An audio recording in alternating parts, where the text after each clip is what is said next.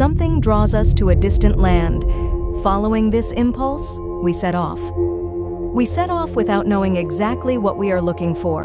We have no idea what kind of adventure lies ahead of us and what a great treasure we will find.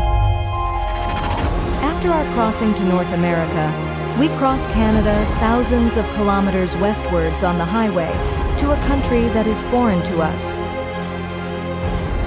On July 30th, 2024, we cross the border into Alaska.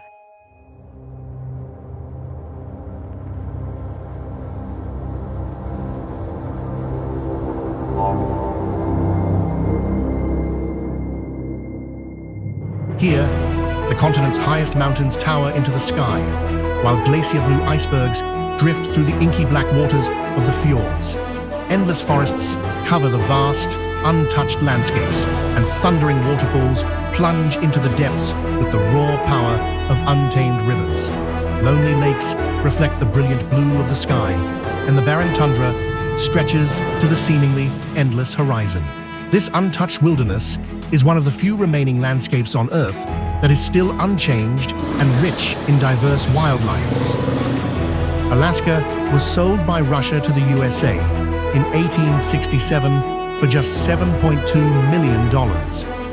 At that time, Russia did not know that this country, in addition to large oil and natural gas reserves, also had a variety of minerals such as coal, copper, lead, zinc, silver, and gold.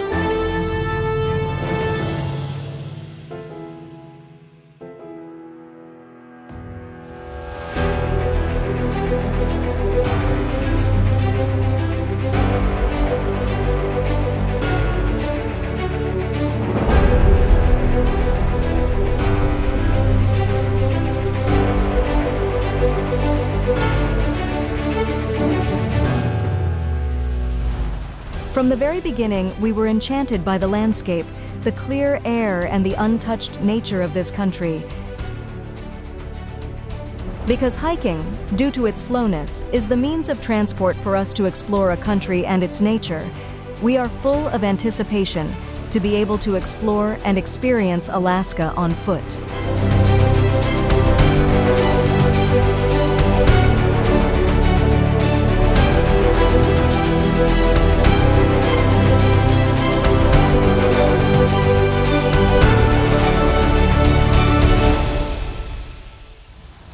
Here we discover wide, long valleys, at the beginning of which a glacier, and at the end of which a wide riverbed has been created over thousands of years, which either runs into the sea or into an endless tundra plain.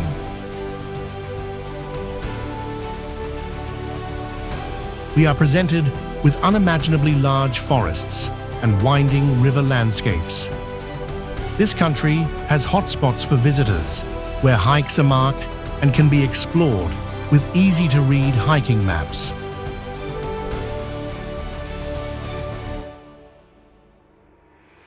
However, away from these spaces, there are only eternal landscapes left to nature, with a biodiversity that never ceases to amaze us.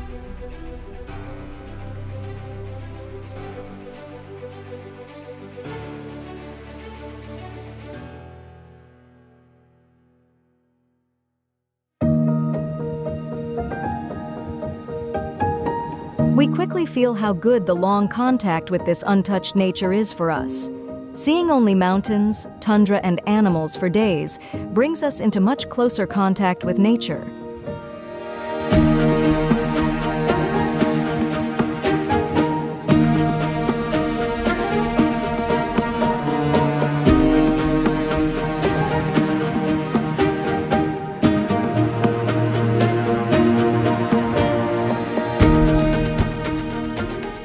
The children are also amazed by new wonders every day and have fun building dams on beautiful rivers, sliding down moss-covered mountain slopes, or running down steep scree fields. They collect colorful stones and discover a wide variety of plants and animals. Our breathing becomes slower and deeper, we feel strong and healthy, and we humbly learn how peaceful Mother Earth is.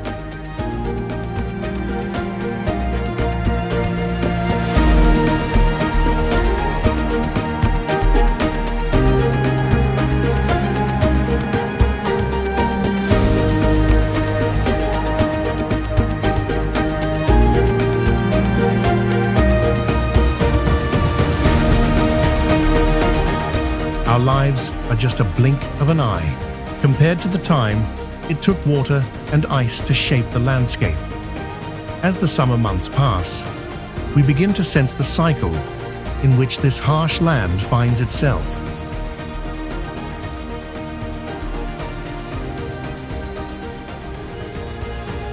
Our urge to merge with the consciousness of the earth is growing ever greater,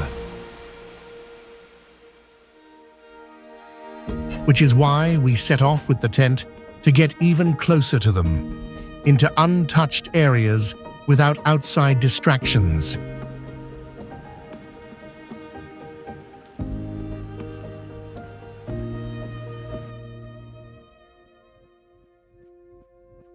During this time, something changes dramatically within us.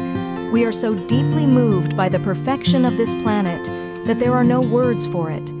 Both the children and we immerse ourselves in a new, much deeper way in nature, becoming one with it. We penetrate ice that is thousands of years old, explore it, drink it, feel it, the children in a playful way. We are amazed. It's the same thing, in the same way.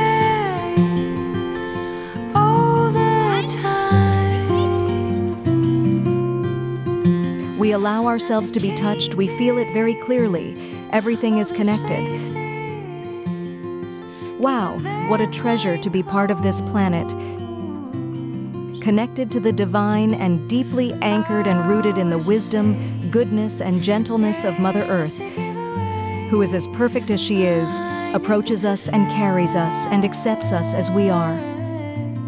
And although we are only guests on this planet, we are one with it, as our body originated from it, and when we leave the earth, we become part of it again. These experiences of being one with all make us humble towards all the living beings that inhabit the earth, whether underground, in the ground, in the water, on the land, or in the air. At the same time, in a different place, in a different way.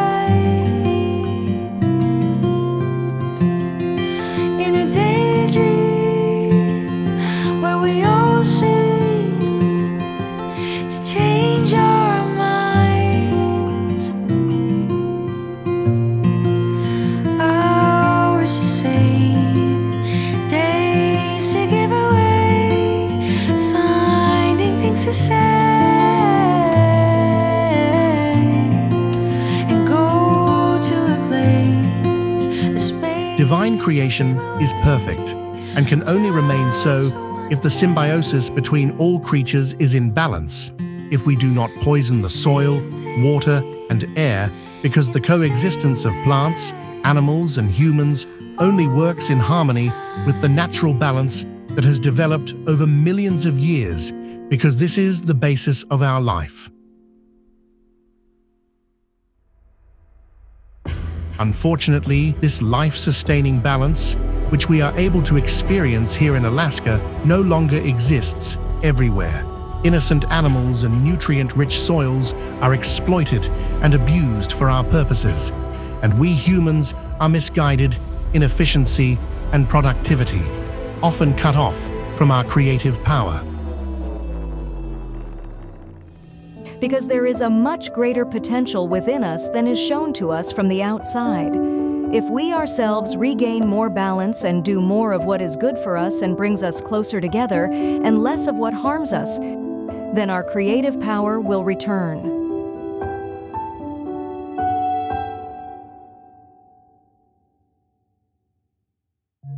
Through more awareness of nutrition, sleep, and a healthy home, I also influence the entire creation, because when everyone lives in their balance and in their creator potential, there is no more exploitation.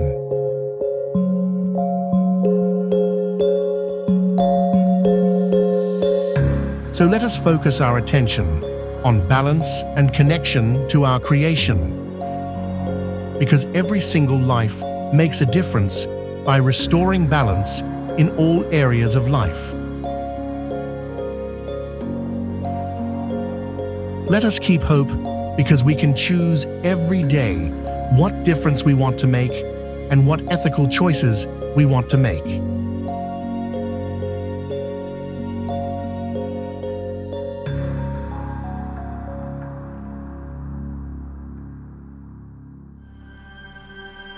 We mean living the greatness of being human in humility, in order to express our divine potential here on earth for the good of the greater whole, for the good of the light.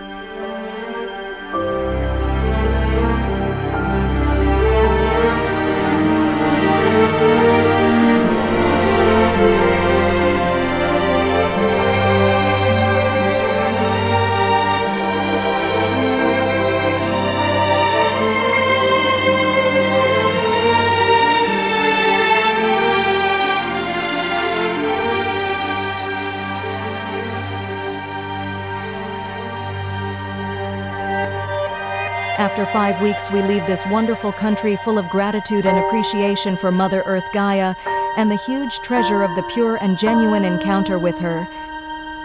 Thank you for this depth.